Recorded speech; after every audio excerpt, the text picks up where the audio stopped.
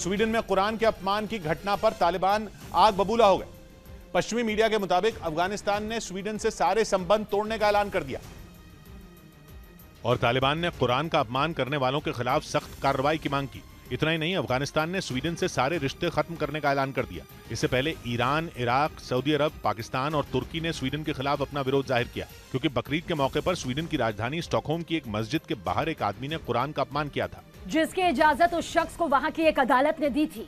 हालांकि बाद में स्वीडन की पुलिस ने उस आदमी के खिलाफ कार्रवाई की। स्वीडन में कुरान के अपमान की घटना पर तालिबान आग बबूला हो गए।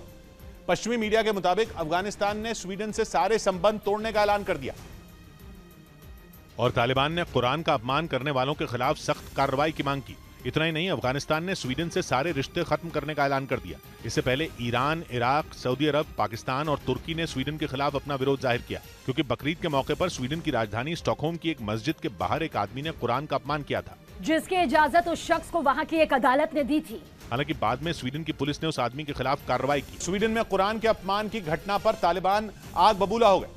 पश्चिमी मीडिया के मुताबिक अफगानिस्तान ने स्वीडन से सारे संबंध तोड़ने का ऐलान कर दिया और तालिबान ने कुरान का अपमान करने वालों के खिलाफ सख्त कार्रवाई की मांग की। इतना ही नहीं, अफगानिस्तान ने स्वीडन से सारे रिश्ते खत्म करने का ऐलान कर दिया। इससे पहले ईरान, इराक, सऊदी अरब, पाकिस्तान और तुर्की ने स्वीडन के खिलाफ अपना विरोध जाहिर किया, क्योंकि बकरीद के मौके पर स्वीडन की राजधानी स्टॉकहोम की एक मस्जिद के बाहर एक आदमी ने कुरान का अपमान किया था, जिसकी इजाजत उस शख्स को वहां की एक अदालत ने दी थी। हालांकि बाद में स्वीडन की पुलिस ने उस आदमी के खिलाफ कार्रवाई की। स्वीडन में कुरान के अपमान की घटना पर तालिबान आग बबूला हो गए।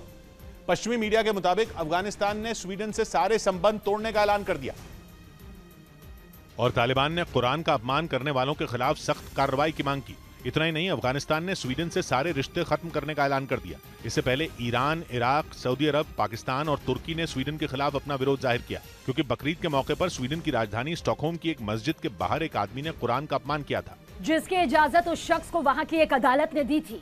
हालांकि बाद में स्वीडन की पुलिस ने उस आदमी के खिलाफ कार्रवाई की। स्वीडन में कुरान के अपमान की घटना पर तालिबान आग बबूला हो गए।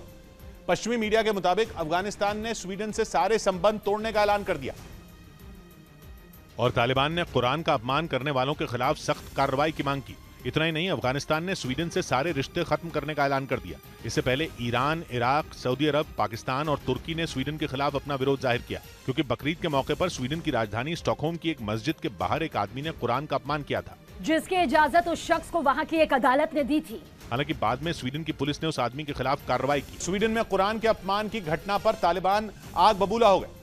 पश्चिमी मीडिया के मुताबिक अफगानिस्तान ने स्वीडन से सारे संबंध तोड़ने का ऐलान कर दिया और तालिबान ने कुरान का अपमान करने वालों के खिलाफ सख्त कार्रवाई की मांग की।